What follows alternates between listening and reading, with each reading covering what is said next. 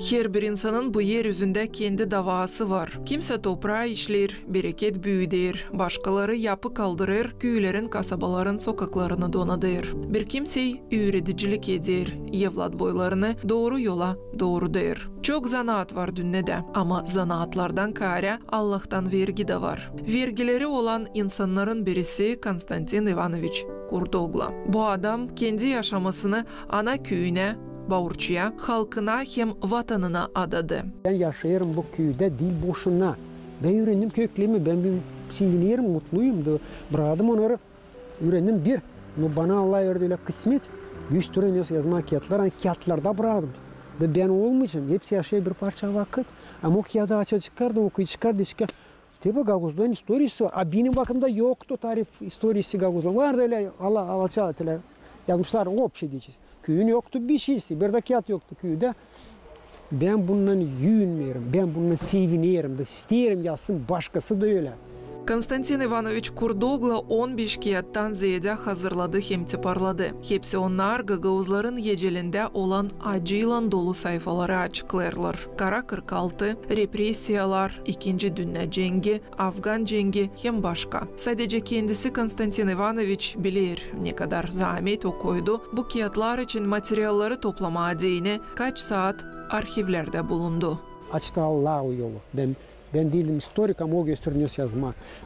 Ama çok işleme, çok çalışma, verme bütün kuyudunu, bütün vakitini büyük istemek, yanasın lazım, başka türlü olmayacak. Konstantin Ivanovich'in kağıtlarına da döneceğiz. En ilkin onun için anlatmayı isteriz. Doğduğu çok kuşaklı ailede 1957 yılda zoru da iyiliği de gördü. Küçüklüğünden kağıtlara çekildi. Pek bir önemli, bir pahalı yer.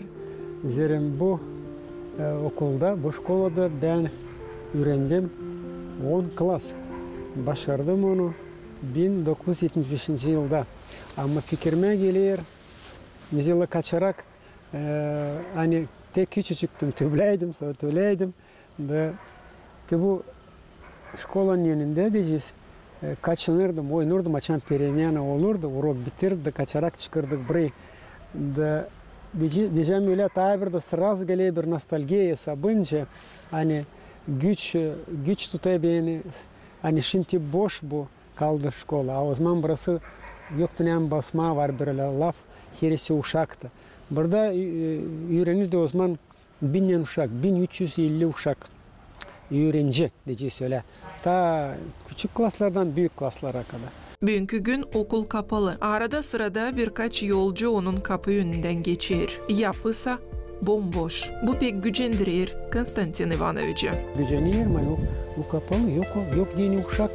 O değil problemi bizim köyün sadece o her bir köyün o var bütün Moldova'dan da başka da devletlerden biz razladıyız bu için 1350 uşaktan benim burada yok. Boşta sadece şimdi varınca dersi yeni şkola o yeni o ta 90 yılda açıldı yukarıda o gimnaziya уже büyünüyle onun adı ama te büyüler düşünmekler fikrime geliyor yani kısmetliydim ben açan teti burada öğrenirdim oynurdum pek spor işini beğenirdim Uştilla değil mi gözümde dizili şimdi kim geçindi de kim ta yaşayırdı ta bağlantı tutayım Ukrayna'dan Rusya'dan onu ağırlan Facebook'ta titüle ben meraklı bir yaşama işledim burada öğreticiydi kısmetliyim bunun da 10 yıl işledim burada derdim başka bir zanat alma ama uyumadı askerlik ofiser ise bu uçaklarda uçma ama o uyumadı sağlık tarafından da sonra ben pek beğendim hani bu yolu, öğretici yolu. Bitirdim. İnstitut da geldim. Spor uğrunda uşaklara sağlık verdim, terbiye ettim. Beni terbiye ettiler. Benim öğreticilerim ben de verdim kendimi, kuvvetimi, becermemi, ne bilirdim bilimini uşaklara. 40 yıl çalıştım o yolda. Kısmetliyim. Büyük hatırlan Konstantin Ivanovich aklına getirir kendi öğreticilerini. Geldi bizim köye Krasnodar'dan Valentina Nikolayevna Yudina. Matematika uğrunda genç, güzel bir insan. Biz onu hepimiz severdik, beğenirdik, beklerdik onun bırakkanı. O benim yaşamımda diyeceğiz bir örnek doğrulttu beni çok yerde. Destek oldu. Ben kalabalık çiftçilik ailesinden de yetişmerdi çok işler iyi bir de o vakitler. Bakın ne vakitlarda biz 70. yıllarda ta 20. asırda öğrendim. De o hep derdi Kostya, sende var talant, sende var istemek büyük. Brayılma, oku. Sana verildi bu humanitarный bilimler. O orada git. Ama 10 klas bitir. O gelirdi eve, ana baba derdi. Kolerin onu, o zaman 9 klastan sonra çöyün derdiler. Söy işe kara yok insaymışım. Bizde var ta uşak, 7-8 uşak ailede vardı. Ve unutmayacağım onu büyündü. Konstantin Ivanoviç söyler, hani görgülü, arif, cana yakın insanlar başka insanların yecellerine dokunup islah bir örnek olarak onların da yaşamaklarını ta islah yapırlar. Açan yanında var örnek hesabı insanlar, becerik, serbiyediyle sen, yürediyle, koyuyla doğru yola, ondan ta islah yok. O kişiler mutlu kimi yürediyle, kime örnek var, önünde görme. Bende vardı ben söyledim. De onlar elbette sayarım hani pek önemliydi benim yaşamımda hani ben kurayım kendi eşelimi. Bana da açan değerli öğrenciler okulda, çocuklar benim değerler Konstantin Ivanoviç biz de ders olmaya öğretici deyince siz. Kalır öyle hani bana örnekti benim öğreticilerim, ben de örnek oldum benim öğrencilere. Çocuklar kimse daha gittiler öğrenmeye benim uğrumda. Bu yaşamakta bizden çek etmedi, bizde kalmayacak. O pek pahalı, önemli bir iş. Diyeceğiz hepsine evlat boylana. Ona diyorlar çevirmek istoriya uğrunda. Hani bu evlat boyu ne yapıyor? Becerik işleri, usta işleri, o bırakıyor evlat boyuna ivrlene.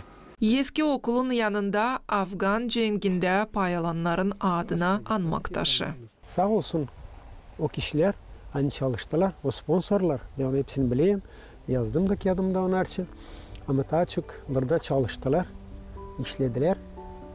Veteranlar, bizim Askakal veteran diyorsunca onlara Afgan cenginde. Bizde onlar var 33 kişi ama ta 21-22 köyde yaşıyorlar. Onlar her gün burada koyurlar ki brusçatki, güzelledirdiler. Onu taradılar bir proyekt, kendi paralarına koydular. Orada deputat da karıştı. Kalmadı bu temada bir tarafta. Yazdı Afgan cengine katılanlar içinde Kiyat Konstantin Ivanoviç. Ki evlat boyları bilsinler, akıllarında tutsunlar. Ama en ilkin o yaptı bunu askerler için. Hani o yıllar internasyonal borcunu verdiler. Ki duysunlar, hani onların yaptıkları unutulmadı. Çünkü bu parkı, bu anmak taşını kurmadığını da onlar kendileri zahmet ettiler. Fevral'de yapıyorlar bütün Moldova'da, bizde de köyde oluyor bir toplantı burada. Hepsi öğreticiler, başka kişiler kim yaşıyor bu uçta toplanıyor bu yerde. Askerler hani cenk ettiler orada diyeceğiz veteranlar bize köyde kim yaşıyor büyüm. Asker robasında onlar toplu duruyorlar. Kendi diyeceğiz medallerin ödülü ne var onlarda da anıyoruz hepsini kim geçindi. Kim de yaşıyor ona sağlık dileriz. Da söyleyeceğim hani bu bir gene terbiye etmeye diyen evlat boylarının öğrencileri pek büyük iş. Hem de anmak için, tarih için. Her bir halkta var kendi tarihi. Gaguzluğun da tarihinde var bu sayfalar. Hani 10 yıl cenkte aldılar pay. Da öyle ben sayarım hani bu önemli, bu bir lazımlı iş. İşler bu parkta ilerler. Onu hep donadırlar hem genişledirler. Ta bıldır eklediler ta taştan bir çeşme hesabı, bir izvor hesabı akıntı Afganistan'ı onun aksına getirmeye diye. Kendileri çocuklar yaptılar. Diyorlar parasız kendi çalışkanımla. Şükür Allah'a var böyle anmak taşı yaptı bu skulptürü, bu anmak taşını. Benim uçenim de Afanasi Kadın. O geçen şanson 2014 yılda açıldı bu anmak taşı. Konstantin Ivanoviç vakıdı oldukça gelir bu parka. Burada oturup düşünmeklerine dağılır. Afgan cenginden kare 2. Dünya Cengi içinde düşünür. Bu olaylar da onun canını derinden dalgalanır. dalgalandırırlar. Çünkü Gagauzlar bu cenkte de pay aldılar. Kaç kişi katıldı, nerede cenk etti, dolu hem geniş bilgiler bunlar için çok yıl bilinmezdiler. Konstantin Ivanoviç niyetine koydu hani bu boş kalan historia sayfalarını mutlak dolduracak. Sıralayacak Gagauzları hani Ceynge o yıllar gittiler hem de başka halkları temsil eden askerleri hani Moldova'yı hem Gagauzların topraklarını korudular. Konstantin Ivanoviç her kere büyük saygıyla yaklaşır köyün meydanında bulunan anmak taşına. Burada mahsus duygular geliyor fikrine. Hani bu anmak taşı hangisini diktiler 1970. yılda. Ben buldum historielerde, arşivlerde aradım açan. Daha var kan kolhoz. Daha o kolhozda açan önderciydi, председатель Чирва Григорий Антонович. Hangisi cenk 72. Dünya cenkte onlara, o askerlere bu anmak taşı adanmış. Ben tutayım aklımda küçüktüm daha açan bunu düzürdüler, yapırdılar. Neste bu yer önemli anmak için, historia için. Bizim yaşayanlar için burada kim?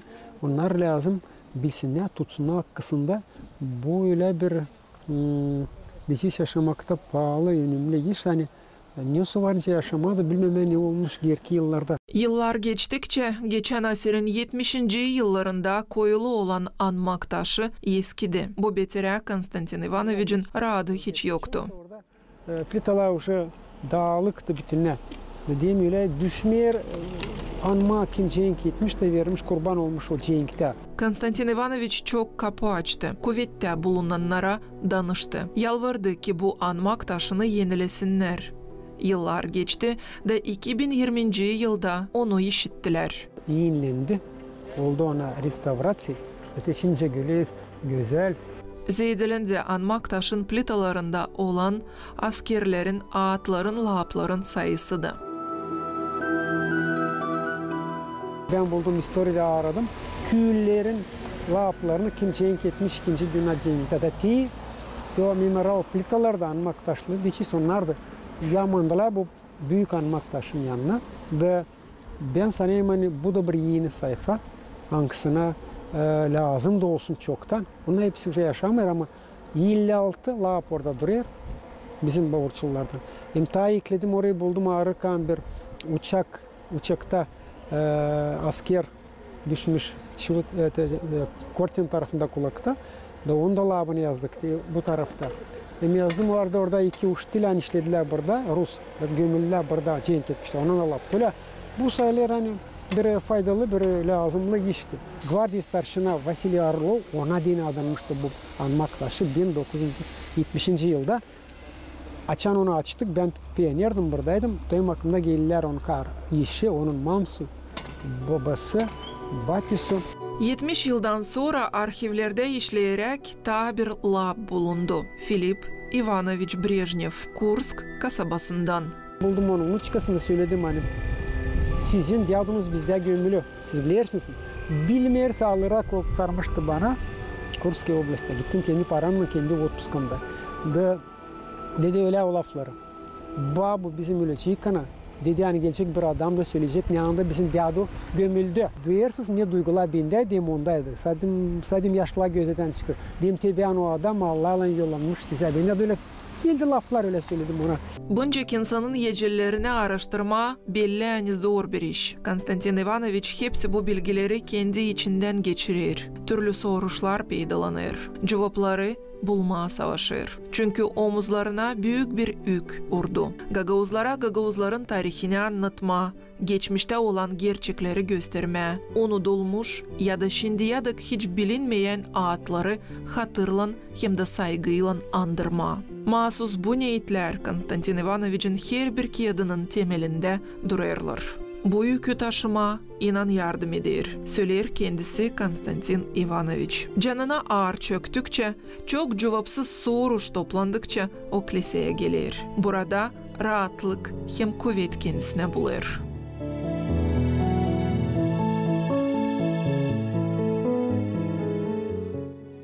Bana bu yer en pahalı, ya da başka yaşayanlara Bavuşu köyde. Kiliseden daha pahalı, sanırım yok bir şey insana diyelim.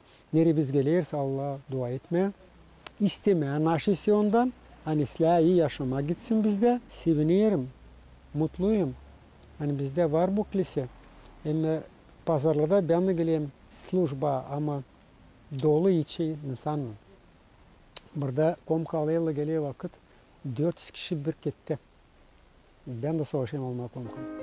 Sanayım bu yerden pahalı yok. Konstantin Ivanoviç 2000'nci yılların çekitmesinde kilisenin historiyasını araştırmaya başladı.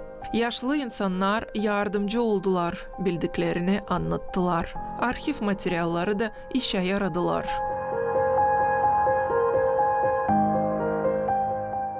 Çekittim kendi başıma. Allah'tan bezbelli geldi bu bana ses.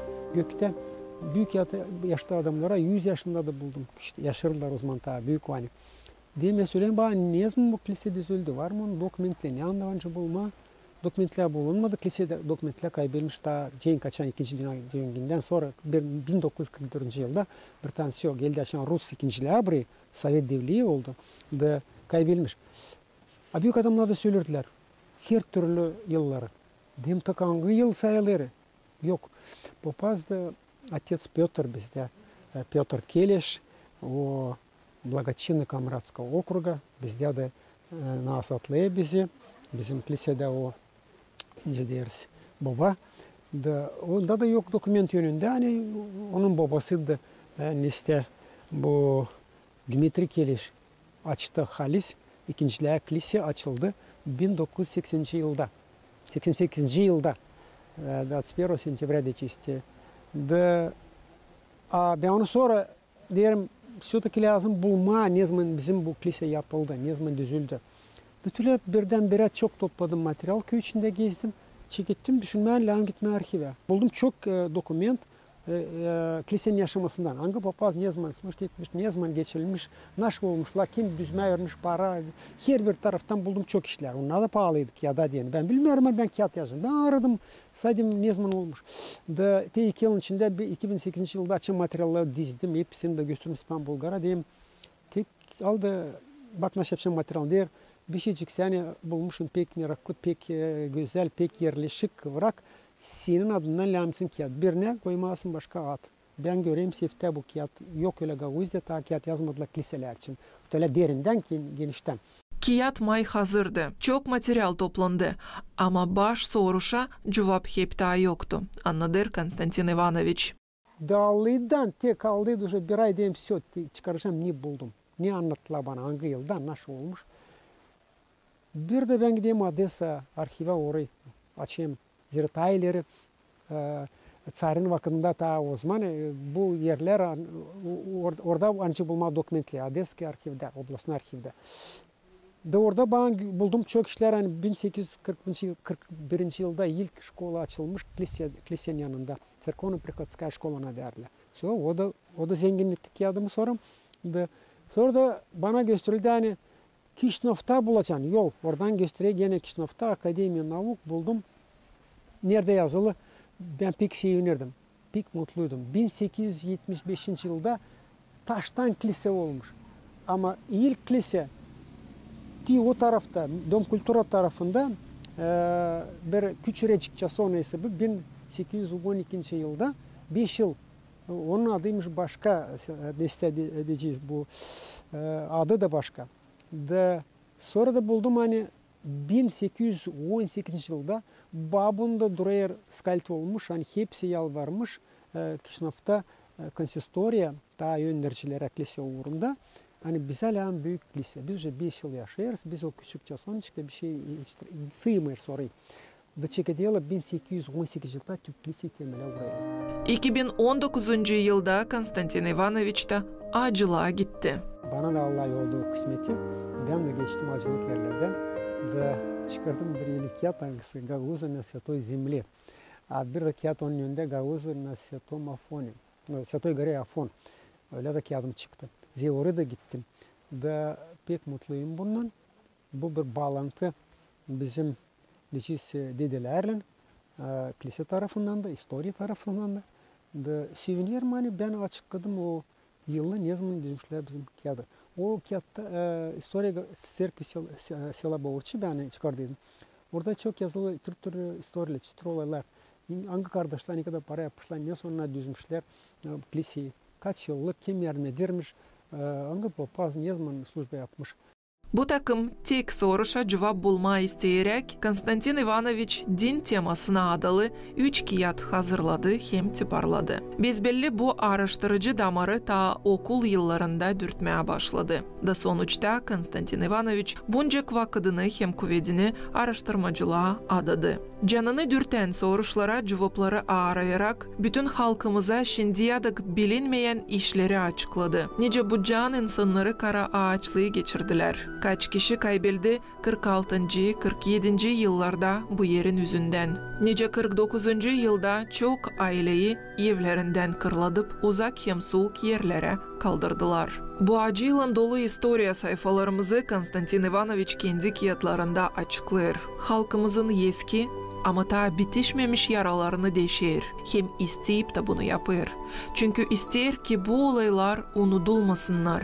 Çünkü ister ki cümlemiz hem kuvvetler doğru sonuçları yapsınlar da bu olaylar hiçbir zaman tekrarlanmasınlar. İnsan kendi geçmişini bilsin lazım. Hem de en ilkin kendi ailesinin tarihini, söyler Konstantin Ivanoviç. Bir yıl araştırdım da buldum hani kim gelmiş ilkin köye 30 aile 1892 yılda öyle sansa. Da onları da koydum. Sonra da buldum hepsini. Kim nereden? Bulgariyadan, Balkan'dan gelme. Buraya diyeceğiz, o zaman 100'den aile gelmişler de ben onun atlarını, laplarını, uşaklarını koydum kağıdıma bitkiden. İnce yazılı orada. Orada var stança, orada rada, orada var başka türlü laflar. Bir Yunan hiç geçmiyor atlar. Ama bu Amerika dürenme yani. İşte onun arasında benim de ilk diyeceğiz gelme bizim soydan kişi Tanas Kurdoğlu. Yani açan şaş oldum. Biz ileri neyse biz hiç araştırmadık. Neyse de bizde yoktu meraklık bilme kendi ailende historisini, köklerini, soyu. Ben öyle çok okuyordum okulda da bilirdim biyografilerini her bir kosmonotun, her bir prezidentin sosyalistik sistemada. Çok işler kim cenk etmiş o cenklerde. Bilmiyorum benim iki de devrim cenk etmişler. İlk cenk Dünya cenkinde. İlk Dünya cenkinde. Titüle işleye ben meraklandım. Ben bu zanatlandım bu historileri. Da buldum orada hani Tuna'nın Bulgarya'dan geçmişler sağ tarafına çok gagozlar o vakitler. Niye geçirmişler? Burada toprak çok vermişler. O da merak ediyorum. Hem de Rus tsarı Alexander I o teklif etmiş ama yardım etmiş ona Kutuzov general hem de Yinzov yazmışlar ona. Hani bu vera Bulgarya'da bulduk sansı Türk ama pravoslavlı inanma, Hristiyan inanışı. Da onları teklediyorlar buraya da ben sistem bitirtme lafımı orada hani açan ben o gördüm o spisa ne kim geçmişler bizim köyde konmuşlar. Önce diyeceğiz уже çokça 1816 yıldan 12'ye kadar 6 yılın içinde burası уже binden kişi olmuş burada. Da Tanas Kurdoğlu, onun da yaşı Rada Kurdoğlu. 8 uşakları. Bende büyüğün de var. Ben уже yaptım o aile dişiz köklerin, soy köklerin ağacını yaptım da orada 10 yıllar boyu çıkardım. Da arşivlerden. Arşivlerin zengin kaynaklarında daha çok meraklı bilgiler bulundu. Ne olmuş Roman vakıdında? Onları da yazıyorum. Roman burada 22 yıl kullandı bu yerleri. O zaman Tayler Besarabya burasıydı, sonra Moldavya oldu. Ben o kağıdımda söyleyeceğim hani açıklayarım, derinden genişten gösteririm Bağırçı köyün yaşamanların ne olmuş, ne olaylar. Ona da geçirdik hep o olayları, prosesleri. Diyeceğiz ne geçirildi o zaman Moldovan tarafında diyeceğiz kim yaşırdı. Başka barabar halkların, Bulgarlar burada yaşadılar. Sanıyorum Antiokya'da kim açacak ki? O pek faydalı, pek meraklı, önemli bir iş. Yani o bilecek историясını. Ben orada göstereyim ne zaman kolhozda çeketmiş 49. yılda. Da 50 yıldan sonra o dağılındı. Orada göstereyim kim ilk yürüticiler bizim Gaguzların deçisi içinden, bizim Bavurçu köyün içinden. İlk deçisi doktorlar orada. İlk kim olmuş traktoristler, kim şanlı, kimde var yüdüller. O bir resimli bir deçisi renkli resimlerin, fotoların orada çok var. Afgan glavası var. Orada var bir 22 neyse deçisi bölüm o kağıdımda. Bakınız ne kadar büyük sevgiyle Konstantin Ivanoviç ana köyü için anladır, vererek cevap tabir önemli soruşa. Niçin Bavurçu? Bavurçu ben pek çok aradım. Bavurçu Rusça onu koymuşlar. Etimoloji bunun gider bilim uğrunda. Bavurçu o bir Tatar, bir Nogayes. İnceliyorlar onun buradan istesi soyuymuş. O zaman Tatarlarda her bir köylerde bir kişi diyeceğiz önderci. Şimdi öyle. Onun tarafında plemen öndercisi. Ki onun adıymış. Onu Skalkovski, başka uçanlar yazıyorlar kim geçmişler o vakitler burada. Hani te burada yazıyorlar. Hani yaşarmış o zaman da onun adına sayılıyor bu köy. İnsanın içinde siz geldiniz Kongas tarafından bakın köye. Bayır içi iki taraftan var yanmaç çadır tarafından mı Kongas'tan. Te çıkacağız şankenara göreceğiz çetübler buraya. O insanın diyeceğiz söylemesi insandan bu kalmış laf. Nota ben buldum da o kağıdımda vereyim çok. Niye bu iş? Bavurçu da varmış öyle Türk tarafından çekiyor. Han'da hem önemli kişi hani o cevap verir ne koyarlar yemeğe. Han açan oturmuş yemeğe. Hem ne içmek var. O da der o cevap verir. Hercem orada bir sesle buna olur kimse. Teti onu da koydum oraya. Teti bile. Bavurçu da Skalkovski yapıyor işte. Çevirir Tatar dilinden. Önce diyorlar kısmetli hem de zengin. Kısmetli değilse de Bavurçulular hani aralarında böyle bir adam yaşır. Ama Gagavuz halkı da kısmetli çünkü Konstantin Ivanoviç Kurdoğlu'nun hatırından geçmişte kalan olaylar için genişten öğrendi. İstoriya kağıtlarından kara Konstantin Ivanoviç düz yazı yaratmalarını da yazdı. Anlatmalarında o yaşamaktan alınma türlü olaylar için anladır. Bundan başka avcılığı da sever. Bu zanaata bir filosof bakışından bakır. Çünkü kenarsız kırlara çıktıkça tabiatla birbirine kalmayı sever. Ama bunlar için sıradaki programımızda anlatacağız.